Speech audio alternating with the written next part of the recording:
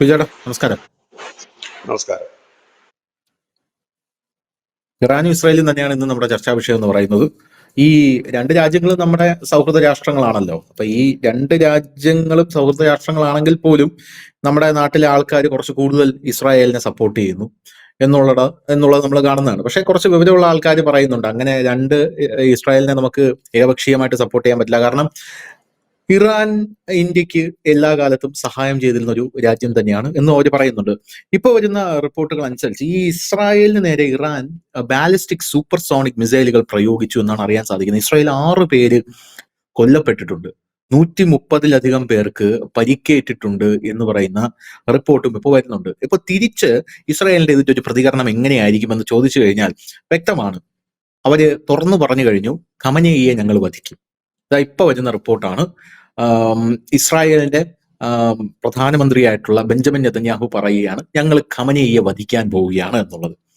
അതായത് ഇറാനിലെ ജനതയെ ഞങ്ങളിതാ അവർ സ്വാതന്ത്ര്യത്തിന്റെ തെളിനീര് കുടിക്കാൻ പോകുന്നു. അവർ ഇതുവരെ കുടിച്ചിരുന്നത് മതത്തിന്റെ കയ്പുനീരാണ്. സ്വാതന്ത്ര്യത്തിന്റെ തെളിനീര് അവരെ കൊണ്ട് ഞങ്ങൾ കുടിപ്പിക്കാൻ പോവുകയാണ് എന്നുള്ളതാണ്. ഈ ഒരു ആക്രമണത്തിൽ ഇറാനിലെ ജനത ഈ ഒരു ആക്രമണത്തിനെ എങ്ങനെ കാണുന്നു എന്നുള്ളത് കൂടെ നമുക്ക് ചർച്ചയ്ക്ക് വിധേയമാക്കേണ്ട ഒരു കാര്യമാണ്. കാരണം ഇറാനിലെ ജനത ഇറാനിലെ ഈ ഭരണകൂടത്തിനോട് യാതൊരുവിധ താല്പര്യവും കാണിക്കുന്നില്ല എന്നുള്ളതാണ്. നമ്മുടെ ഇന്ത്യ പോലൊരു രാജ്യം തന്നെയായിരുന്നു ഇറാനും. പക്ഷേ കാലാന്തരത്തിൽ 1975 അവർ ഇസ്ലാമികവൽക്കരിക്കപ്പെട്ടു. അതിനുശേഷം അവർ അതിഭീകരമായിട്ട് മത നിയമങ്ങൾ അവിടെയുള്ള സകല ആൾക്കാരുടെ മേലും അടിച്ച് ഏൽപ്പിക്കുകയായിരുന്നു. അതിനു മുമ്പ് ഇറാനിലെ ആൾക്കാരുടെ ലൈഫ് സ്റ്റൈലും ജീവിത രീതികളൊക്കെ കണ്ടാൽ തന്നെ നമുക്ക് മനസ്സിലാക്കാനായിട്ട് സാധിക്കും. അവർ വളരെ മോഡേൺ ആയിട്ടുള്ള ഡ്രസ്സൊക്കെ ഇട്ടുകൊണ്ടാണ് തെരുവുകളിലൂടെയൊക്കെ നടത്തുന്നത്. പർദ്ദയും ഹിജാബൊന്നും അവർ ധരിച്ചിരുന്നില്ല. ഇത് ഇറാനിൽ ഇത്രയും വലിയ പ്രക്ഷോഭം ഹിജാബിൻ്റെതുണ്ടായപ്പോ ഏറ്റവും കൂടുതൽ ഞെട്ടിപ്പോയത് മുസ്ലിം രാഷ്ട്രങ്ങളാണ്. കാരണം ഒരു സ്ത്രീ ഹിജാബ് വലിച്ചൂരി അവിടെ പ്രതിഷേധിക്കുക, അത് മറ്റുള്ള സ്ത്രീകൾ ഏറ്റെടുക്കുക, പോരാത്തതിന് യൂണിവേഴ്സിറ്റിയിൽ ഒരു സ്ത്രീ നഗ്നയായി വരിക. അപ്പോ ഇതൊക്കെ വലിയ രീതിയിലുള്ള പ്രതിഷേധമാണ്. ആ സമയത്ത് തന്നെ നമുക്കറിയാലോ, നമ്മൾ പറഞ്ഞിരുന്ന ഒരു കാര്യമാണ്, അവിടെയുള്ള ജനത ഈ ഖമനേയിയെ എങ്ങനെയെങ്കിലും തീർന്നു കിട്ടിയാൽ മതി എന്നുള്ളൊരു നിലപാട് അവർക്കുണ്ടായിരുന്നു എന്നുള്ളത്. അപ്പോ എന്റെ ചോദ്യം, ഈ ഇറാനിലെ ജനത ഈ യുദ്ധത്തിനെ എങ്ങനെ കാണുന്നു? ഇസ്രായേൽ അവരുടെ രക്ഷകരായി മാറുമോ എന്നുള്ളതാണ് എന്റെ ചോദ്യം. അതിന്റെ പിന്നിൽ അമേരിക്കയ്ക്ക് എന്തെങ്കിലും താല്പര്യമുണ്ടോ? സ്വാഭാവികമായിട്ടും നമുക്ക് അങ്ങനെ ചിന്തിക്കാമല്ലോ, നമ്മളെ രക്ഷിക്കാൻ വരുന്നവനൊരു താല്പര്യം ഉണ്ടായിരിക്കുമല്ലോ. നിങ്ങളെ ലിബറേറ്റ് ചെയ്യാൻ പോകുന്നു എന്ന് പറഞ്ഞ് വന്ന് കയറിയിട്ട് ഇവൻ എന്താണ് നമ്മുടെ നാട്ടിൽ കാണിക്കാൻ പോകുന്നത് എന്നുള്ളൊരു ചോദ്യം ഉണ്ടല്ലോ. അതൊന്ന്. രണ്ടാമത്തെ കാര്യം, എണ്ണപ്പാടങ്ങൾ അടിച്ചിട്ടുണ്ട് കേട്ടോ. ഇസ്രായേൽ ഇറാന്റെ എണ്ണപ്പാടങ്ങളിൽ വലിയ ആക്രമണം നടത്തിയിട്ടുണ്ട്. അപ്പോ കഴിഞ്ഞ തവണ, അതായത് ഹിസ്ബുള്ളയും ഈ ഇസ്രായേലും തമ്മിലുള്ള യുദ്ധം നടന്നുകൊണ്ടിരുന്ന സാഹചര്യത്തിൽ ബിജുചേട്ടൻ തന്നെ ഞാനുമായിട്ടുള്ള ചർച്ചയിൽ പറഞ്ഞിട്ടുള്ള ഒരു കാര്യമുണ്ട്, ഒരിക്കലും എണ്ണപ്പാടത്തിനെ അവർ അറ്റാക്ക് ചെയ്യില്ല, ഇസ്രായേൽ അറ്റാക്ക് ചെയ്യില്ല എന്ന് പറഞ്ഞിട്ടുണ്ടായിരുന്നു. പക്ഷെ ഇപ്പൊ എണ്ണപ്പാടത്തെയും അറ്റാക്ക് ചെയ്തിട്ടുണ്ട്. ഇത് വലിയൊരു ഗ്ലോബൽ റിസഷന് കാരണമാവില്ലേ എന്നുള്ളതാണ് എനിക്ക് ചോദിക്കാനുള്ളത്. എന്ത് തോന്നുന്നു? ഇറാന്റെ ഒരു ചരിത്രം നമ്മൾ പരിശോധിച്ചു കഴിഞ്ഞാൽ 1971 മുമ്പ്, അതായത് ഈ പാലസ്തീൻ ഇവർ ഒരിക്കലും പിന്തുണച്ചിട്ടില്ല. ഇറാൻ പിന്തുണച്ചിട്ടേ ഇല്ല. അപ്പൊ ചോദിക്കും, ഹമാസിനെ പിന്തുണച്ചിട്ടില്ല എന്ന് വെച്ചാൽ ഹമാസിനെ അവർക്ക് ആവശ്യമാണ്, അതുകൊണ്ട് ഹമാസിനെ പിന്തുണച്ചിട്ടുണ്ടെന്നേ ഉള്ളൂ. അപ്പോൾ ഇതിനു മുമ്പ് എല്ലാ അറബ് കൺട്രീസും ഇസ്ലാമിക രാജ്യങ്ങളൊക്കെ പാലസ്തീന് വേണ്ടി നിലകൊണ്ടപ്പോഴും യുദ്ധത്തിൽ പങ്കെടുത്തപ്പോഴും അത് ഇറാൻ ബന്ധപ്പെട്ടിരുന്നില്ല, അതിൽ പങ്കെടുത്തിരുന്നില്ല. അതിനുശേഷം നടന്ന പല വാറുകളിലും ഇറാൻ ഭാഗമായിരുന്നുമില്ല. അപ്പോഴൊക്കെ അമേരിക്കയുമായി നല്ല ബന്ധം, എന്തിനേറെ പറയുന്നു ഇസ്രായേലുമായി അടുത്ത ബന്ധം സ്ഥാപിച്ചിരുന്ന, അല്ലെ ഇസ്രായേലിന്റെ ടെക്നോളജിയാണ് അവരുടെ ഈ ന്യൂക്ലിയറിന്റെ ഒരു അടിത്തറ പാകിയത്. മൊസാദിന്റെ ട്രെയിനിങ് കിട്ടിയ ഉദ്യോഗസ്ഥർ അവിടെ അനുമതിയുണ്ട്. അപ്പൊ അങ്ങനെയൊക്കെ നല്ലൊരു ബന്ധത്തിലേക്ക് പോകുമ്പോഴാണ് ഇവര് ഈ 71-കളിൽ ഖമേനി എത്തുകയും അവിടെ ഇസ്ലാമിക വിപ്ലവം നടക്കുകയും അങ്ങനെ ആ രാജ്യം ഒരു മത രാജ്യത്തിന്റെ പിന്നാലെ പോയി. അപ്പോൾ പിന്നീട് അവർ മതരാഷ്ട്രം എന്നാണ് അവരെ കുറിച്ച് പറഞ്ഞിരുന്നത്. ആദ്യം അവർ പറഞ്ഞിരുന്നത് ഞങ്ങൾ ആര്യന്മാരാണ്, ആര്യൻസ് ആണ് ഞങ്ങൾ, ഷിയകളാണ് ഞങ്ങൾ, അതുകൊണ്ട് ഞങ്ങൾ ഇതിനകത്ത് പങ്കില്ലെന്ന് പറഞ്ഞിരുന്നെങ്കിൽ പിന്നീട് അവിടെ കടുത്ത മത രാജ്യത്തേക്ക് ഈ ഖമേനിയുടെ ഒരു ഭരണകാലത്തേക്ക് നീങ്ങുന്നുണ്ടായിരുന്നു. ഇത് ഒരുപാട് ബുദ്ധിമുട്ടുകൾ വരുത്തി തീർത്തു.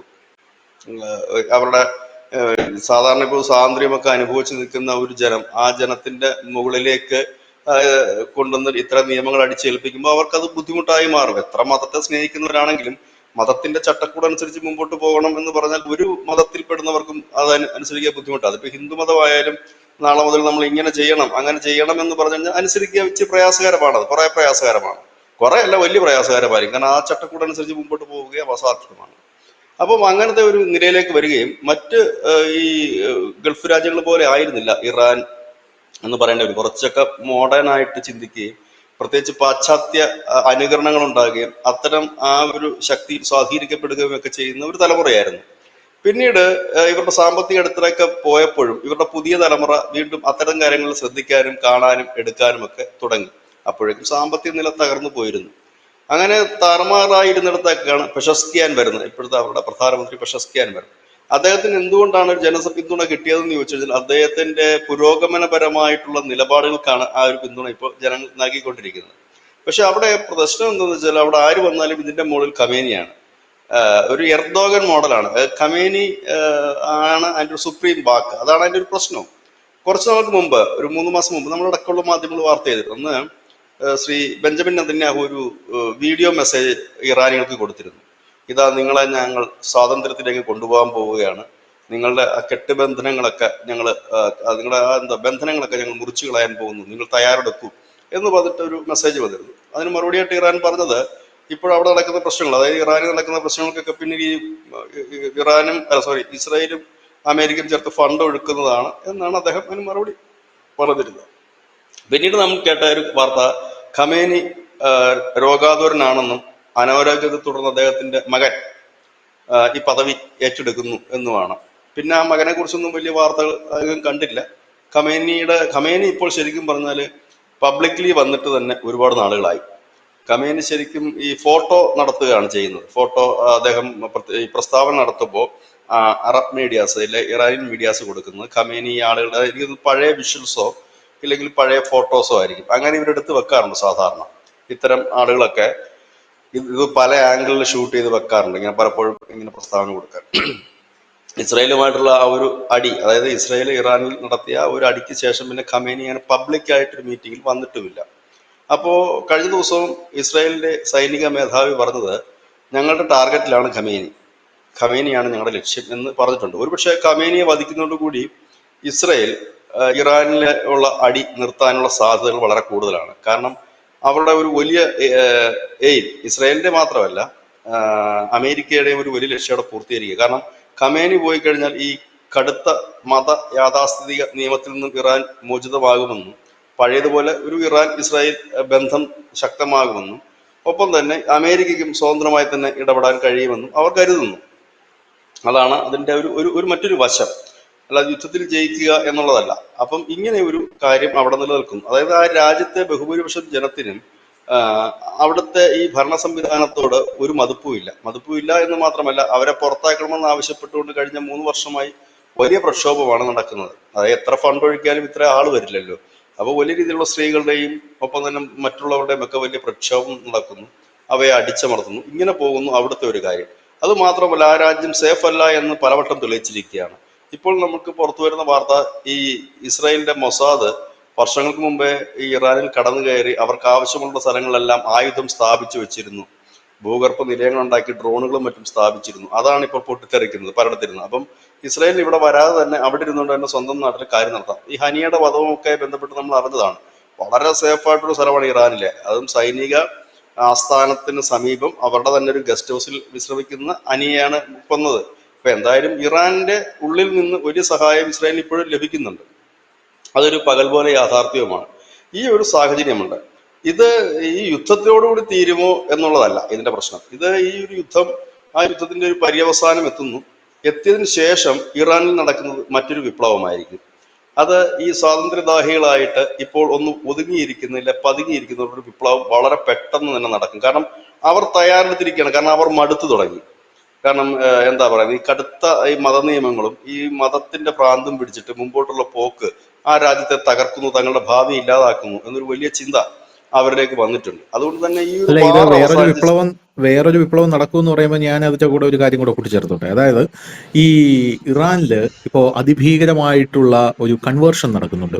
ഇപ്പം ഏറ്റവും വലിയ ഫാസ്റ്റസ്റ്റ് റിലീജിയൻ ഇറാനിൽ ഗ്രോ ചെയ്യുന്നത് ഏതാണ് എന്ന് നമ്മൾ വെറുതെ ഒന്ന് ഗൂഗിളിൽ സെർച്ച് ചെയ്ത് നോക്കിയാൽ നമ്മൾ ഞെട്ടിപ്പോകും. കാരണം ഇറാൻ ഇത്രയും കടുത്ത മതനിയമങ്ങളൊക്കെ ഉള്ള രാജ്യമായിട്ട് പോലും അവിടെ ഇവാഞ്ചലിക്കൽ ക്രിസ്ത്യാനിറ്റിയാണ് ഏറ്റവും കൂടുതൽ ഫാസ്റ്റസ്റ്റ് ആയിട്ട് ഗ്രോ ചെയ്യുന്ന റിലീജിയൻ. ഒരു വർഷം 300 ചർച്ചുകളാണ് അവിടെ ഈ ഇവാഞ്ചലിക്കൽ ക്രിസ്ത്യാനിറ്റിയിൽ അവിടെ ഉണ്ടായി വരുന്നത് എന്നുള്ളതാണ് നമുക്ക് മനസ്സിലാക്കുന്നത്. അതായത് ഇവർക്ക് ഒന്നാമത്തെ കാര്യം, ഇവർക്ക് ഈ മത നിയമങ്ങൾ മടുത്തു. അതാണ് ആദ്യത്തെ മനസ്സിലാക്കേണ്ട ഒരു സംഭവം എന്ന് പറയുന്നത്, സ്വാതന്ത്ര്യം ആഗ്രഹിക്കുന്ന ഒരു ജനത. രണ്ടാമത്തെ കാര്യം, ഈ ഒരു അവസരം മുതലെടുത്തുകൊണ്ട് അമേരിക്ക ഇതിനകത്ത് അവിടെയുള്ള ആൾക്കാരെ ഒരു ഇവാഞ്ചലിക്കൽ ക്രിസ്ത്യാനിറ്റി ലൈനിലേക്ക് കൊണ്ടുവരാനുള്ള ഒരു ശ്രമം നടത്തുന്നു എന്ന് ലോക രാജ്യങ്ങൾ ആരോപിക്കുന്നുണ്ട്. അത് ഡാറ്റാസ് നമ്മൾ സെർച്ച് ചെയ്ത് കഴിഞ്ഞാൽ അത് സത്യവുമാണ്.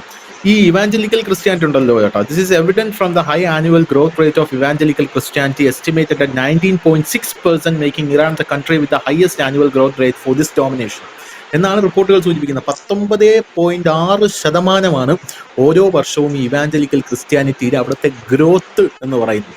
അവർക്ക് ഇത് മടുത്തു. അപ്പോൾ അതിലോട്ട് അമേരിക്ക അവരെ വലിച്ചിഴയ്ക്കുന്നു എന്നുള്ള വേറൊരു നഗ്ന സത്യം കൂടെ അതിനകത്തുണ്ട്. അല്ല, ആ മാറുന്നവർ ബഹുഭൂരിപക്ഷം പേരും ഇവാഞ്ചലിക്കൽ മതത്തിലേക്ക് ആകൃഷ്ടരായി പോകുന്നവരല്ല. അതിന്റെ പിന്നിൽ ഒരു വലിയ ഓഫറുണ്ട്. ഒന്ന്, സാമ്പത്തികമായി ഇത്രയും പള്ളികൾ അവിടെ വരുന്നു എന്ന് പറയുമ്പോൾ വലിയ സാമ്പത്തികമായ ഒരു ലാഭം അതിൽ ഉള്ളവർക്ക് എല്ലാവർക്കും ഉണ്ടാകും, അതായത് പുതിയതായി ചേരുന്നവർക്കും ഉള്ളവർക്കും. രണ്ടാമത്തെ ഒരു തരമായ ഒരു വലിയ ഓഫർ പിന്നെയുമുണ്ട്. അതായത് യൂറോപ്യൻ കൺട്രീസിലോ പ്രത്യേകിച്ച് എസ്പെഷ്യലി അമേരിക്കയിലേക്ക് കുടിയേറാൻ ഇത് ഗുണപ്പെടും എന്ന ഒരു ആഗ്രഹമാണ് ഇതിലേക്ക് കൂടുതൽ പേര് പോകുന്നത്. കാരണം നമുക്കറിയാം, ഇവാഞ്ചലിസ്റ്റുകൾ നമ്മുടെ നാട്ടിലൊക്കെ എന്താണ് പൽപ്പൊടി വിതരണം ചെയ്തുമൊക്കെ മതം മാറ്റുന്നവരാണ് എന്നാണ് പറയുന്നത്. അപ്പം അതുപോലെ തന്നെ ആണ് ഈ ഇറാനിലേക്ക് അവർ മുമ്പോട്ട് വെക്കുന്ന ഓഫറുകൾ. നിങ്ങൾക്ക് കാരണം ഈ ഇറാനിൽ കിടക്കുന്ന ബഹുഭൂരിപക്ഷത്തിന്റെ ആഗ്രഹം പാശ്ചാത്യ രാജ്യങ്ങളിലേക്ക് കുടിയേറുക, അവിടെ ജീവിക്കുക എന്നുള്ളത് അതിനൊരു സഹായകരമായ എൻ്റെ ഫസ്റ്റ് സ്റ്റെപ്പ് എന്ന നിലയിൽ നിങ്ങൾ ഇതേ രീതിയിൽ മതം മാറിയതിനു ശേഷം നമുക്ക് ഇങ്ങനെയുള്ള കാര്യങ്ങളിലേക്ക് പോകാം. അപ്പോൾ തന്നെ ഇവർക്ക് മതത്തിന്റെ പ്രവർത്തനത്തിനൊക്കെ വേണ്ടിയിട്ട് നല്ല രീതിയിൽ ഫണ്ടും വരുന്നുണ്ട്. ഇപ്പം ഇറാന്റെ അവസ്ഥ വെച്ച് നോക്കുകയാണെന്നുണ്ടെങ്കിൽ വളരെ പരിതാപകരമായിട്ടുള്ള ഒരു സാമ്പത്തിക അവസ്ഥയാണ്. അവരുടെ ഇപ്പോഴും നമ്മൾ ചില വാർത്തകളൊക്കെ കാണാറുണ്ട്. അവരുടെ പല സ്ത്രീകൾ പോലും പ്രോസ്റ്റിറ്റ്യൂഷനിലേക്ക് തിരിയുന്ന വാർത്തകൾ നമ്മൾ കാണാറുണ്ട്. നമ്മൾ ഇതിനൊക്കെ കണ്ടിട്ടുണ്ട്. റഷ്യൻ പെൺകുട്ടികൾ ഇതേ രീതിയിൽ തിരിഞ്ഞ വാർത്ത നമ്മൾ കണ്ടിട്ടുണ്ട്. അല്ല, ഇറാനിൽ മാത്രമല്ല, ഈ മതത്തിന്റെ ഒരു അതിപ്രസരം കാരണം ഇറാനിൽ മാത്രമല്ല, ഞാൻ പറയട്ടെ, ഈ ബംഗ്ലാദേശിലെ സ്ത്രീകൾ പോലും ഇപ്പൊ പ്രോസ്റ്റിറ്റ്യൂഷനിലോട്ട് തിരിയുന്നുണ്ട് എന്ന റിപ്പോർട്ടുകൾ നമ്മൾ കണ്ടതല്ല. ബംഗ്ലാദേശിൽ തിരിയുന്നു, ഇവിടെ തിരിയുന്നു.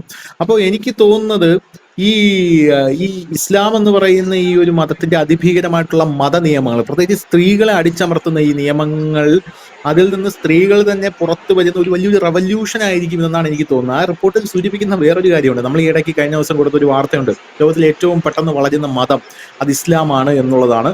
അതിൻ്റെതായിട്ടുള്ള ഇതുമുണ്ട് കേട്ടോ. എന്ന് പറഞ്ഞാൽ വിമർശനങ്ങളും വരുന്നുണ്ട്. എന്തുകൊണ്ടാണ് ഈ മതം വളരുന്നത് എന്ന് ചോദിക്കുമ്പോൾ തോക്കിൻ കുഴലിൽ നിർത്തിയിട്ട് മതം മാറടാ എന്ന് പറയുമ്പോൾ ആൾക്കാർക്ക് ജീവൻ വേണോ മതം വേണോ എന്നുള്ള ചോദ്യമുണ്ട്. അപ്പോൾ അവർ മാറിപ്പോകുമെന്നാണ് പല ആൾക്കാരും പറയുന്നത്. ഇപ്പൊ സൗത്ത് ആഫ്രിക്കയിലൊക്കെ അതാണല്ലോ നടക്കുന്നത്. സൗത്ത് ആഫ്രിക്ക അല്ല, ആഫ്രിക്കൻ കോണ്ടിനെന്റ്സിൽ. പക്ഷേ വെൻ ഇറ്റ് കംസ് ടു ഇറാന്റെ കാര്യം എൻറ്റയർലി ഡിഫറെന്റ് ആണ്. അവിടെ Islam is the majority religion in ഇറാനിലെ മെജോറിറ്റി റിലീജിയൻ ഇസ്ലാം ആണെങ്കിൽ പോലും some scholars suggest it's also the fastest shrinking religion in Iran. അതായത് ഏറ്റവും പെട്ടെന്ന് ചുരുങ്ങുന്ന റിലീജിയനും വളരെ പെട്ടെന്ന് ചുരുങ്ങുന്ന റിലീജിയനും ഇറാനിൽ ഇസ്ലാമാണ് എന്നാണ് ഈ സ്കോളേഴ്സ് പറയുന്നത്. അതായത് ഈ മതം അവിടെ അവസാനിക്കാൻ ഒരുപക്ഷെ പെട്ടെന്ന് അവസാനിക്കാനുള്ള ഒരു സാധ്യത കാണുന്നു എന്നും അവർ പറയുന്നുണ്ട്. ഇത് ഇറാനെ സംബന്ധിച്ചിടത്തോളം എനിക്കിത് വിശ്വസിക്കാം. ഇപ്പൊ പോരാത്തതിന് ഇറാനിലെ എത്തിയിസ്റ്റുകൾ കൂടുതലായി വളർന്നു വരുന്നു എന്നുള്ള വാർത്തകളും പുറത്തു വരുന്നുണ്ട്. അപ്പൊ ഇതൊക്കെ മുതലെടുത്തുകൊണ്ടാണല്ലോ ഈ ഇസ്രായേൽ ഇറാനിലുള്ള ജനങ്ങളെ തങ്ങളുടെ കൂടെ നിർത്താനായിട്ട് ശ്രമിക്കുന്നത്. അപ്പൊ ഇറാനിലുള്ള ജനങ്ങൾ യഥാർത്ഥത്തിൽ ഇസ്രായേലിന്റെ കൂടെയാണോ മനസ്സുകൊണ്ട്? അല്ല, അങ്ങനല്ല. ഇപ്പം ഈ ഇവാഞ്ചലിസ്റ്റുകളെ പോലെ വളരുന്ന ഒരു വിഭാഗമാണ് യസീദികൾ. ഇപ്പൊ ഈ അടുത്ത കാലത്ത് വളരെ അധികം ഒരു വളർച്ചയാണ് അവരുടെ ആഘോഷങ്ങളും മറ്റുമൊക്കെ നടത്തിക്കൊണ്ട്. എനിക്ക് തോന്നുന്നു ഈ അടുത്ത കാലത്ത് നമ്മൾ അങ്ങനൊന്നും കണ്ടിട്ടില്ല. അവരെ കുറിച്ച് നമുക്ക് ചില കാര്യങ്ങൾ മാത്രമല്ല, ഇന്നിപ്പോൾ വളരെ അവർക്ക് സോഷ്യൽ മീഡിയ ഉണ്ട്, അവർക്കിപ്പോൾ അവരുടേതായ മീഡിയ ഉണ്ട്. അവരൊരു വലിയ രീതിയിലേക്ക് അവരിപ്പോ വലിയ രീതിയിലേക്ക് തന്നെ വളരുന്നുണ്ട്. ഇറാനെ തൊട്ടടുത്ത് കിടക്കുന്ന ഇറാഖിൽ അവർക്ക് സ്വതന്ത്രമായ ഒരു പ്രവിശ്യയുണ്ട്, സ്വന്തമായി ഭരണം നടത്തുന്ന പ്രവിശ്യയുണ്ട്. അപ്പം ഒരു ഭാഗത്ത് അവർ വളരുന്നുണ്ട്. അപ്പം ഇതേ രീതിയിലാണ്. എന്തുകൊണ്ട് വേശ്യാവൃത്തിയിലേക്ക് പോകുന്നു എന്ന് പറയുമ്പോൾ നമ്മളതിന് മനസ്സിലാക്കേണ്ട കാര്യം സാമ്പത്തിക അടിത്തറ തകരുന്നു എന്നുള്ളത് കൊണ്ടാണ്. ജീവിക്കാൻ വേറെ മാർഗമില്ല. കാരണം കുട്ടികളെ പോറ്റണം, അല്ലെങ്കിൽ അവർക്ക് മുമ്പോട്ട് പോകണം. അങ്ങനെ വരുമ്പോൾ വേറെ ഓപ്പർച്യൂണിറ്റീസ് ഇല്ലാതെ വരുമ്പോഴാണ് നമ്മൾ ആ തരത്തിലേക്ക് ഒരു രാജ്യത്തിലെ ആളുകൾ പോകുന്നു. ഇല്ല എന്നുണ്ടെങ്കിൽ സെക്സ് ടൂറിസം കൊണ്ട് ജീവിക്കുന്ന രാജ്യങ്ങളായിരിക്കണം. അങ്ങനെയുള്ള രാജ്യങ്ങളും അല്ലത്. അപ്പം ഇങ്ങനെ പോകുന്നൊരു അതൊക്കെ എന്ന് വെച്ചാൽ അങ്ങനെ ഇറാന്റെ വാർത്തകൾ കേൾക്കുമ്പോൾ നമുക്കതിൽ നിന്ന് മനസ്സിലാക്കാൻ കഴിയുന്നത് ഒരു വലിയ സംസ്കാരത്തിന് ഉടമകളായ ആര്യന്മാരുടെ അല്ലെങ്കിൽ പേർഷ്യയുടെ ഒരു അധപ്പതനമാണ്. അവരുടെ സാമ്പത്തികമായ തകർച്ചയാണ് അത് സൂചിപ്പിക്കുന്നത്. അതുപോലെ തന്നെ അവർ കൂടുതലും പേരും യൂറോപ്യൻ കൺട്രീസിൽ കുടിയേറാൻ ആഗ്രഹിക്കുന്നവരാണ്. അപ്പോൾ അത് മാത്രമല്ല, ലോകത്തെമ്പാടും മറ്റൊരു പ്രതിഭാസം കൂടി വളർന്നു വരുന്നുണ്ട്. അതായത് ഒരു മതത്തിലും പെടാത്തവർ. അത് അമേരിക്കയിലാണ് ഏറ്റവും കൂടുതൽ എണ്ണം കൂടിക്കൊണ്ടിരിക്കുന്നത്. ഒരു മതത്തിലും ഇല്ല, ക്രിസ്ത്യാനിയും ഇല്ല, മുസ്ലിംസും ഇല്ല, ഞങ്ങൾ മതമില്ലാത്തവർ എന്നുള്ള രീതിയിൽ ജീവിക്കുന്ന ഒരു വലിയ വിഭാഗം, അവരുടെ എണ്ണവും അനുദിനം കൂടിക്കൊണ്ടിരിക്കുകയാണ്. നമ്മൾ ലോകത്തിന്റെ ഒരു വേൾഡ് റിലീജിയസിന്റെ പെർസെൻറ്റേജ് എടുക്കാമെങ്കിൽ അവരുടെ പെർസെൻറ്റേജ് വളരെയധികം കൂടുന്നു, മതമില്ലാത്തവരുടെ എന്ന് പറയുന്നു. അപ്പൊ അങ്ങനെയൊക്കെ വന്നുകൊണ്ടിരിക്കുന്ന ഒരു സാഹചര്യമാണ്. ഏതായാലും ഒരു കാര്യം ഉറപ്പാണ്, ഇസ്രായേൽ ഇറാൻ ഈ സംഘർഷം അവസാനിക്കുന്നതോടുകൂടി ശരിക്കും ഇറാനില് മറ്റൊരു യുദ്ധം തുടങ്ങാൻ പോവുകയാണ്, മറ്റൊരു വിപ്ലവം തുടങ്ങും എന്നുള്ള കാര്യത്തിൽ സംശയമില്ല. ഇനി ഇത് നടന്നുകൊണ്ടിരിക്കുമ്പോൾ, അതായത് ഈ വാർ നീണ്ടുപോയാൽ ഉറപ്പായും ഇറാനിൽ പ്രക്ഷോഭം ശക്തിപ്പെടും. കാരണം നിലവിൽ ഈ ഉരുക്കുമുഷ്ടികളൊക്കെ ഉണ്ടായിട്ട് പോലും പ്രക്ഷോഭങ്ങളുണ്ട്. അതുകൊണ്ട് ഇതിപ്പോ ഒരു ഒരു ഒരു ഒരു വർഷത്തേക്കോ അല്ലൊക്കെ ഈ വാർ നീണ്ടു പോവുകയാണെന്നുണ്ടെങ്കിൽ ഉറപ്പായിട്ടും ഇറാനിലെ ജനം തന്നെ തെരുവിലിറങ്ങും. കാരണം അവർക്ക് മടുത്തു തുടങ്ങി. അതായത് അവർക്ക് രാജ്യത്തോട് സ്നേഹമില്ലാഞ്ഞിട്ടോ അല്ലെങ്കിൽ മതത്തോട് സ്നേഹമില്ലാഞ്ഞിട്ടോ അല്ല, അവരുടെ ഭരണാധികാരികൾ ഇങ്ങനെ അടിക്കടി കൊള്ളയടിക്കുകയും നശിപ്പിക്കുകയും ഒക്കെ ചെയ്യുന്നതിന് അവരുടെ താൻപോരിമയൊക്കെ കൊണ്ട്. കാരണം നമുക്കറിയാം, ഈ പെഷസ്കിയാനൊക്കെ എടുക്കുന്ന ചില നിലപാടിന് ഒരു ഇതുമില്ലാതെ തള്ളിക്കളയുന്ന ഒരു രീതിയാണ് നമ്മൾ കണ്ടിരിക്കുന്നത്. പക്ഷെ ഇന്ത്യയെ സംബന്ധിച്ച് പറയുകയാണെങ്കിൽ ഈ യുദ്ധം നീണ്ടുപോകുന്നത് നമുക്ക് ബുദ്ധിമുട്ടുളവാക്കുന്ന കാര്യങ്ങൾ തന്നെയാണ്. കാരണം കഴിഞ്ഞ വർഷം മാത്രം നമ്മൾ അവിടുന്ന് ഇറക്കുമതിയുടെ 47%, സാധാരണ നമ്മൾ അവിടുന്ന് 10-20%, നമ്മുടെ ഇറക്കുമതി സ്ഥാനത്തിന് 10-20%, 47% നമ്മൾ ഇറക്കുമതി ചെയ്ത് കഴിഞ്ഞിട്ടുണ്ട്. അപ്പം നമുക്ക് ഇറക്കുമതി മാത്രമല്ല, നമ്മുടെ കയറ്റുമതി ഉണ്ട്. അതിപ്പോ ഇസ്രായേലായിട്ടും നമുക്കുണ്ട്. അപ്പൊ അത് നമ്മളെ സംബന്ധിച്ച് ബുദ്ധിമുട്ടുണ്ടാക്കുന്ന ഒരു കാര്യം തന്നെയാണ്. ലാസ്റ്റത്തെ ഒരു കാര്യം കൂടെ നമുക്ക് അഡ്രസ്സ് ചെയ്യേണ്ടതായിട്ടുണ്ട്. അതായത് എണ്ണപ്പാടങ്ങൾ അവിടെ അടിച്ചിട്ടുണ്ടല്ലോ ഇസ്രായേൽ. അപ്പോൾ ഇത് അവിടെ അടിക്കില്ല എന്നാണ് നമ്മൾ ഇതുവരെ വിചാരിച്ചിരുന്നത്. പക്ഷെ അവിടെ ഈ എണ്ണപ്പാടങ്ങൾ വലിയ രീതിയിൽ തകർത്തിട്ടുണ്ടെന്ന് പറയുമ്പോൾ ഇറാന്റെ സാമ്പത്തിക സ്ഥിതിയെ തകർക്കാനാണ്, കുറച്ചുകൂടെ അവതാളത്തിലാക്കാനാണ് അവർ ശ്രമിക്കുന്നത്. അപ്പൊ അങ്ങനത്തെ ഒരു സാഹചര്യത്തിൽ ലോകത്തെ അതെങ്ങനെ ബാധിക്കും? അല്ല, അത് വളരെ അപകടകരമായ കാര്യമാണ്. സാധാരണ ഈ ഗൾഫിൽ യുദ്ധം ഉണ്ടാകുക എന്ന് പറയുമ്പോൾ ഏറ്റവും കൂടുതൽ ശ്രദ്ധ പതിപ്പിക്കുന്ന ഒരു മേഖല എണ്ണപ്പാടം തന്നെയാണ്. നമുക്കറിയാം, പണ്ട് സദാം ഹുസൈൻ ഈ എണ്ണപ്പാടങ്ങൾക്ക് തീയിട്ടുകൊണ്ട് ഒളിവിൽ പോകുന്ന ഒരു കാഴ്ച നമ്മൾ കണ്ടതാണ്. കാരണം ഈ തീ അണയ്ക്കുക എന്ന് പറഞ്ഞു കഴിഞ്ഞാൽ ഇപ്പോൾ ഉടനെ ഒന്നും സാധ്യമാകുന്ന ഒരു കാര്യമല്ല. ഒരു എണ്ണപ്പാടം കത്തുക എന്ന് പറഞ്ഞാൽ ചിലപ്പോൾ മാസങ്ങളോളം, ചിലപ്പോൾ വർഷങ്ങളോളം നിന്ന് കത്തിന്ന് വരും. അതിൽ നിന്ന് അതെ അതെ ഉയരുന്ന പുകപടലങ്ങൾ എങ്ങോട്ടാണ് പോകുന്നതെന്ന് നമുക്ക് പറയാൻ പറ്റില്ല. അത് വരുത്തി വെക്കുന്ന വിനാശകരമായ ആരോഗ്യ പ്രശ്നങ്ങൾ വേറെയുണ്ട്. അതൊന്ന്. രണ്ടാമത്തെ കാര്യം എന്ന് പറഞ്ഞു കഴിഞ്ഞാൽ, ഇത് നമ്മുടെ ക്രൂഡ് ഓയിൽ വിലയൊക്കെ വലിയ രീതിയിൽ തന്നെ ബാധിക്കുന്ന ഒരു സാധനമാണ്. കാരണം ഇപ്പൊ ശരിയാണ്, ഇറാന്റെ ഒരു സാമ്പത്തിക അവസ്ഥ ഇതുകൊണ്ട് തകരുമായിരിക്കാം. പക്ഷെ അത് ഉം. ഇറാന്റെ സാമ്പത്തിക അവസ്ഥ തകർന്നുകൊണ്ട് മാത്രമായില്ല, സോറി, ഒരുപാട് പാരിസ്ഥിതിക പ്രശ്നങ്ങളും ഇത് വരുത്തി വെക്കുന്നുണ്ട്. കാരണം സാധാരണഗതിയിൽ യുദ്ധത്തിൽ അങ്ങനെ ചെയ്യാറില്ല. അപ്പൊ ഇതൊരു അറ്റകൈയായിട്ടാണ് ഇസ്രായേൽ അത് ചെയ്തിരിക്കുന്നത്. അങ്ങനെ സാധാരണഗതിയിൽ ആരും ചെയ്യാറില്ല. കാരണം ഇത് ഒരുപാട് പ്രത്യാഘാതങ്ങൾ വരുത്തും. ഒരു വയൽ കത്തുന്നത് പോലെ അല്ല ഒരു എണ്ണപ്പാടം കത്തുക എന്ന് പറഞ്ഞു കഴിഞ്ഞാൽ. അത് വർഷങ്ങളോളം ഒക്കെ ചിലപ്പോൾ നിന്ന് കത്തിന്ന് വരും. അതിന്റെ ആ പുകപടലങ്ങൾ ഉയർത്തുന്ന പാരിസ്ഥിതിക പ്രശ്നങ്ങൾ ഒരുപാടുണ്ട്. രണ്ടാമത്തെ കാര്യം, ഈ സ്വാഭാവികമായി തന്നെ ക്രൂഡ് ഓയിലിന്റെ ഉത്പാദനം, ഇപ്പൊ ഒരു രാജ്യം ക്രൂഡ് ഓയിൽ ഉത്പാദിപ്പിക്കുന്നില്ല എന്ന് പറയുമ്പോൾ അത്രയും ഷോർട്ടേജ് വരികയാണ്. ഇന്ത്യ പോലും ഇറാന്റെ കയ്യിൽ നിന്ന് എണ്ണ വാങ്ങുന്നുണ്ട്. ഒക്കെ നിന്ന് പോയി കഴിഞ്ഞാലുള്ള ഒരു അവസ്ഥ എന്താണെന്ന് ചോദിച്ചു കഴിഞ്ഞാൽ, നമ്മളപ്പോൾ കൂടുതൽ സാധനങ്ങൾ വാങ്ങാൻ നിർബന്ധിതരാകും. പ്രത്യേകിച്ച് നമ്മളെ കണക്കുള്ള രാജ്യമൊക്കെ എണ്ണയാണ് നമ്മുടെ ഏറ്റവും വലിയ ഒരു സംഭവം. അപ്പം നമ്മൾ എന്ത് ചെയ്യും, മറ്റു രാജ്യങ്ങളെ കൂടുതൽ ആശ്രയിക്കാൻ പോകുമ്പോൾ മറ്റു രാജ്യങ്ങൾ സ്വാഭാവികമായി തന്നെ ഇതിന്റെ വില വർദ്ധിപ്പിക്കുകയും ചെയ്യും. സ്വാഭാവികമാണ്, കാരണം ആ രാജ്യത്തിന്റെ ലാഭം വേണമല്ലോ, അങ്ങനെ കൂട്ടുകയും ചെയ്യും. ഇതൊരു വല്ലാത്തൊരു പ്രതിസന്ധിയിലേക്ക് പോകും എന്നുള്ള കാര്യത്തിൽ യാതൊരു തർക്കവുമില്ല. പക്ഷെ ഇതുകൊണ്ട് താൽക്കാലികമായിട്ടൊരു നേട്ടം ചിലപ്പോൾ ഒരുപക്ഷെ അമേരിക്കയ്ക്ക് ഉണ്ടായേക്കാം. കാരണം അവർ കൂടുതൽ സൈനികരെയും ഒപ്പം തന്നെ ആയുധങ്ങളുമൊക്കെ വിൽക്കാനും കൂടുതൽ ഗൾഫ് മേഖലയിൽ പിടിമുറുക്കാനും അമേരിക്കയ്ക്ക് ഇത് ഉപകരിക്കും. പക്ഷെ ഇസ്രായേലിന്റെ മനസ്സിലുള്ളത്, ഇറാൻ തകരുകയാണെങ്കിൽ, മീൻസ് ഇറാൻ അല്ല തകരുന്നത്, ഇറാന്റെ ഇപ്പോഴത്തെ ഭരണകൂടം തകരുകയാണെങ്കിൽ അവരുമായി നല്ലൊരു സ്നേഹബന്ധത്തിൽ, പഴയതുപോലെ അവർ നല്ല നല്ല സ്നേഹബന്ധത്തിലുള്ളവരായിരുന്നു. അവർ അടയം പീര്യം പോലൊക്കെ ഇരുന്നതാണ്.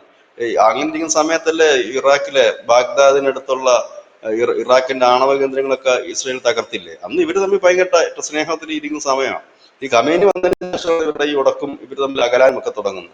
അപ്പം ആ ഒരു പഴയ കാലം തിരിച്ചു കൊണ്ടുവരിക എന്നുള്ളതാണ് ഇസ്രായേൽ ആഗ്രഹിക്കുന്നത്. കാരണം അങ്ങനെ വന്നു കഴിഞ്ഞാൽ ഗൾഫ് കൺട്രീസും അതിനെ സപ്പോർട്ട് ചെയ്യും. കാരണം എന്ന് വെച്ച് കഴിഞ്ഞാൽ ഗൾഫ് കൺട്രീസിനും ഇവരൊരു തലവേദനയാണ്. പിന്നെ ഇപ്പോഴത്തെ അവസ്ഥയിൽ ഇറാൻ കുറെ ദുർബലമായി കഴിഞ്ഞു. അവരുടെ പ്രോക്സി എന്ന് പറയുന്ന, അവരുടെ കൂടെ എന്തിനും ഏതിനും നിൽക്കുന്ന ഹിസ്ബുള്ള തീർന്നു, അവരുടെ ഒരു പവറൊന്നും ഇപ്പോഴില്ല. പിന്നുണ്ടായിരുന്ന സിറിയയിലായിരുന്നു അവർക്ക് കുറച്ച് പവർ ഉണ്ടായിരുന്നു.